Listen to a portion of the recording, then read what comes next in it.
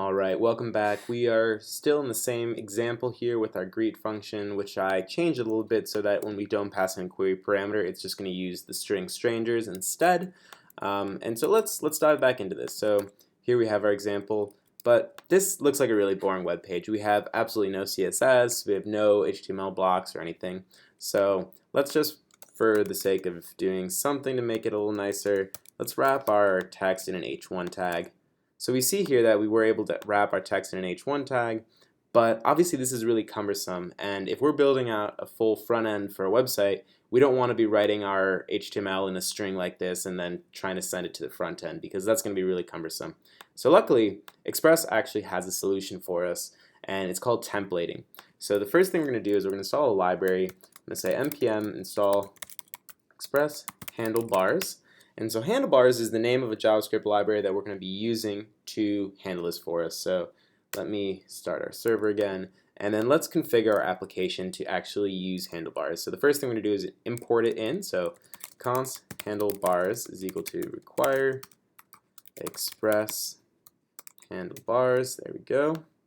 And then we actually, now that we have it imported, we need to configure Express so that it knows how to use Handlebars. And the way we're going to do that is by doing app.engine,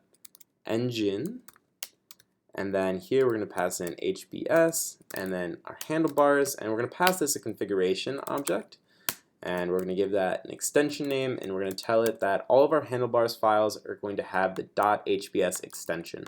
So this is what we need to do to tell Express how we expect handlebars to play with our application.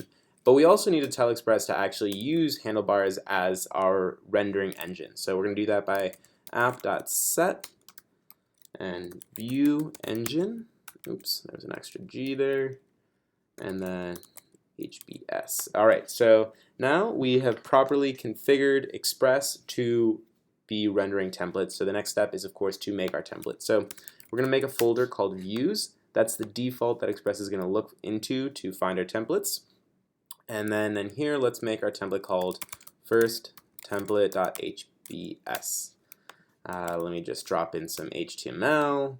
We'll say hello world, and let's just drop in an h1 here that says this is our first handlebars template. Awesome. So now we have what we can see is like just basic HTML. This is our template. Now how do we actually get Express to send this to the client? So instead of having our slash route just say welcome to Express, instead let's use that template. And the way that we're going to use that is by using the render function, and we're just going to pass in the name of our template, first template, and that's it. Just like that. Now if we come over to the browser, and I'm going to go, instead of to the greet route, let's drop in to this other route, and we see that this is exactly what our template was. We can even see the title is hello world as we expected. So let's make another template actually. I'm just gonna copy and paste this one, and let's call this one greet me. And so inside of greet me, we want to recreate the functionality that we had before. So welcome, and then we'll put a little emphasis in here, and right now let's just call it stranger. And so let's go back to our app, and so here same thing, res.render, and then we're gonna say greet me, and then let's go over to that, and then we see here welcome stranger. But we want our web page to be dynamic. We want it to say the name Andre because that's what we're passing in as a query parameter. There's a way to do that in Express with Handlebars. And so what we're going to do is go back to our template, and instead of having stranger here, we're actually going to wrap this with double curly brackets, and we're going to put in a name that's going to be like user's name. And so this is kind of like if you've ever written a mass email to a lot of people, and you, instead of using their name, put XXX, and then later do a find and replace and put in the proper name. That's kind of the similar intuition of what's going on here with Handlebars. So we have our variable called username, and it's wrapped in double curly brackets. Notice that it has to be double curly brackets. And now we need to pass a value to this. So let's go back to our app.js.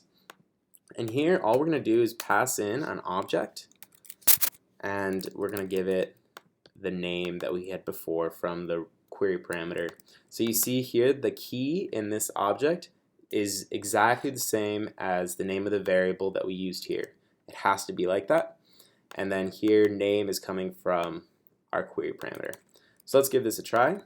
And we see now that it is properly showing us Andre. This is exactly what we were expecting. And now we have something that's more scalable than just sending HTML inside of a string of our express function. These templates you can build out, and in the next couple of videos we're going to talk about other ways that you can use these templates to make more complicated user interfaces. But that's it for now.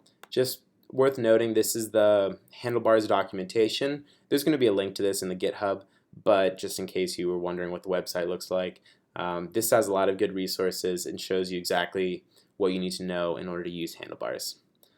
Alright, let's keep going.